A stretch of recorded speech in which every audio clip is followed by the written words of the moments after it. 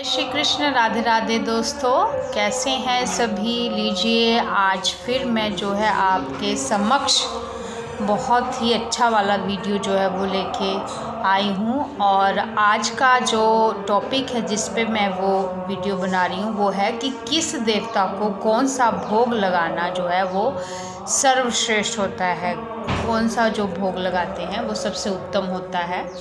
तो शुरुआत जैसे कि कैमरा भी मैंने वहीं पे रखा हुआ है अपने फ़ोन का कि गणपति से शुरू करते हैं। सबसे पहले तो मैं आपसे थोड़ा सा माफ़ी चाहती हूँ क्योंकि मेरे जो कॉलोनी में शिव मंदिर है वहाँ पे शिव पुराण कथा हो रही है और आपको जो पीछे से जो है वो साउंड वो ही सुनाई दे रही होगी, वो कथा चल रही है मेरे भोले बाबा की। तो अभी कथा जो है वो समाप्त होने वाली है, तो वो आरती वगैरह चल रही है, तो उसका थोड़ा सा आपको जो है अगर डिस्ट्रैक्ट भी हो रहे हैं तो उसके लिए मैं क्षमा मांगती हूँ क्योंकि मेरा जो काम है ज़्यादातर जो है वो भोलेनाथ का ही रहता है। तो भोले बाबा की जो है वो कथा हो रही है तो मैं कथा भी सुनती रहती हूँ, तो बीच बीच में भजन करते हैं तो वो भी मैं साथ साथ में गाती रहती हूँ। तो ये हो गया जी थोड़ा सा क्षमा प्रार्थना। तो अब आते हैं स्टार्टिंग गणपति से करते हैं कि गणपति को जो भोग लगाया जाता है वो गणपति का कौन सा सबसे श्रेष्ठ जो है सर्वश्रेष्ठ भोग जो है होता है। वो सबसे पहले तो होता है जी, आपको पता ही है, वो हम सबको पता है कि मोदक जो है वो गणपति को बहुत प्रिय है, लड्डू बहुत प्रिय है। इसके साथ साथ जामुन, जी हाँ जामुन का भी अगर आप भोग लगाते हैं तो वो गणपति का सर्वश्रेष्ठ भोग है। उसके बाद होता है गन्ने की गठेरी या गुड़। गन्ने का वो होता है ना, गन्ने की पोरी जैसे छोटे छोटे वो हम काटते हैं और गन्ना खाते हैं तो उसको वो कहते हैं। और गुड़ जो है गन्ने से जो है गन्ने के रस से गुड़ बनता है, वो भी जो है वो गणपति का सर्वश्रेष्ठ भोग है। ठीक है जी, ये हो गया गणपति जी का, हमारे प्रथम देवता का। तो इनसे ही तो शुरुआत करनी लाजमी है और इन्हीं से जो है सब देवी देवताएं हों या चाहे हम आम मनुष्य हों, इन्हीं से शुरुआत करते हैं। तो उसके बाद आ जाता है जी मेरे राम जी का भोग। जी हाँ, कि राम जी का भोग कौन सा सर्वश्रेष्ठ है जो हमें लगाना चाहिए। वैसे तो भोग जो है वो सभी अच्छे हैं, अपने सामर्थ्य अनुसार सब कोशिश करते हैं भगवान को भोग लगाने की, ऐसा कुछ वो नहीं है।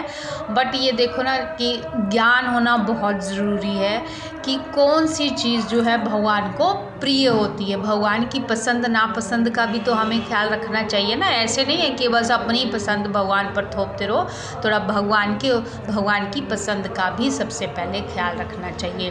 तो राम जी को आप जो है केसर युक्त खीर, जी हाँ केसर युक्त खीर हो गई, केसर युक्त मीठा भात जो है वो बहुत प्रिय है। और कलाकंद, ये भी एक तरह की बर्फ़ी होती है सफ़ेद रंग की। तो ये कलाकंद जो है राम जी का सर्वश्रेष्ठ भोग है, अगर आप लगाना चाहें तो लगा सकते हैं। उसके बाद आता है हमारे जी विष्णु जी। जी हाँ, विष्णु जी को कौन सा भोग लगाना सर्वश्रेष्ठ होता है। तो विष्णु जी को जो है वो किशमिश के साथ, किशमिश होती है ना, उसके साथ जो है वो आंवले का भोग। जी हाँ, विष्णु को लगता है आंवले का भोग क्योंकि आंवले का पेड़ जो है वो साक्षात विष्णु रूप है और उनको आंवला चढ़ाया भी जाता है।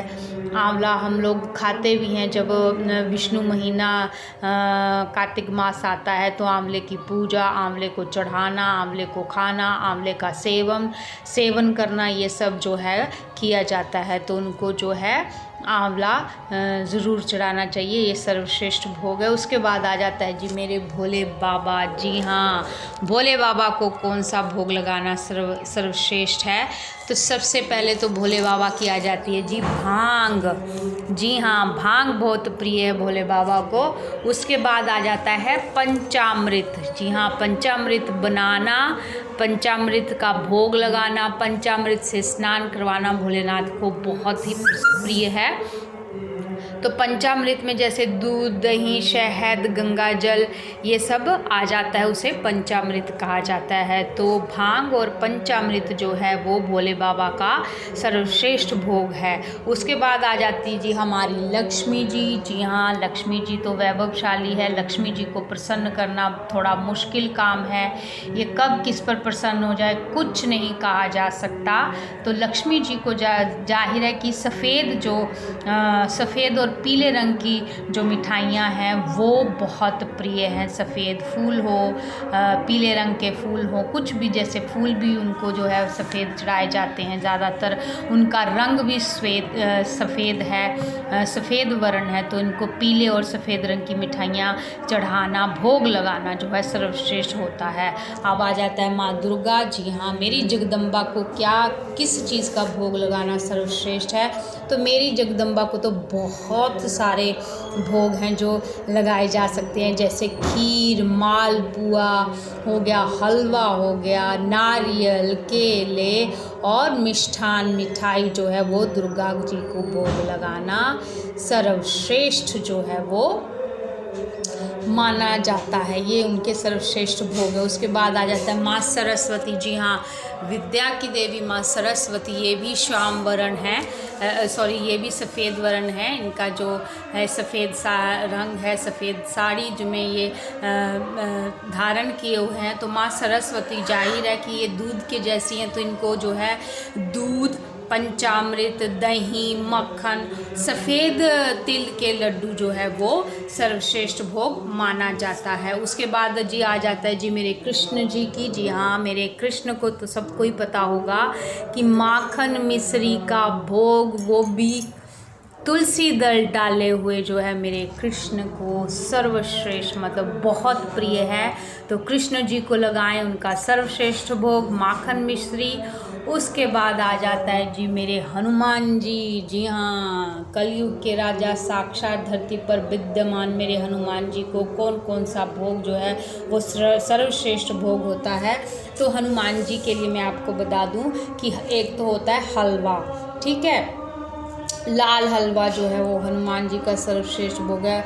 उसके बाद होता है औषधीय फल हो गए, गुड़ हो गया, बेसन के लड्डू हो गए, ये सब जो है वो हनुमान जी के सर्वश्रेष्ठ भोग हैं। अगर आपकी सामर्थ्यता है, अगर आप चाहते हैं कि दिन के हिसाब से जो है, जैसे सोमवार, मंगलवार दिन के हिसाब हमारी देवी देवताओं के बार होते हैं, अगर आपको ये भोग लगाने की इच्छा होती है तो आप ज़रूर लगाइए उनके सर्वश्रेष्ठ भोग।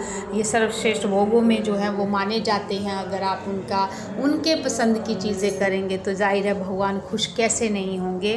तो मुझे उम्मीद है कि आपको ये भी जानकारी अच्छी लगी होगी। एक विनती है कि इसको खूब सारे व्यूज़ दीजिएगा, जिससे कि अच्छी अच्छी बातें जो हैं जितनी फैल सकें। ये बातें कोई झूठी नहीं है या कोई भी पॉपुलैरिटी के लिए या प्रसिद्ध होने के लिए नहीं है। ये सच में जो बातें जो मुझे पता होती हैं, जो मुझे मेरे ज्ञान में आती हैं, मैं वही शेयर करती हूँ। और मैं खुद अपनी घर में, अपने जीवन में इन बातों का अनुसरण करती हूँ। फिर उसके बाद जो है मैं आपको जो है बताती हूँ कि नहीं, ये जो अच्छी बात है वो हर जगह फैलनी चाहिए और भगवान की बात तो फैलनी ही फैलनी चाहिए। कलयुग है ना जी, तो कलयुग में जितनी अच्छाई फैल सकती है फैलाएं। तो उम्मीद करती हूँ आपको ये वीडियो अच्छा लगा होगा। लाइक, शेयर, सब्सक्राइब कीजिए। अपना खूब ख्याल रखिए। धन्यवाद। जय श्री कृष्ण। राधे राधे।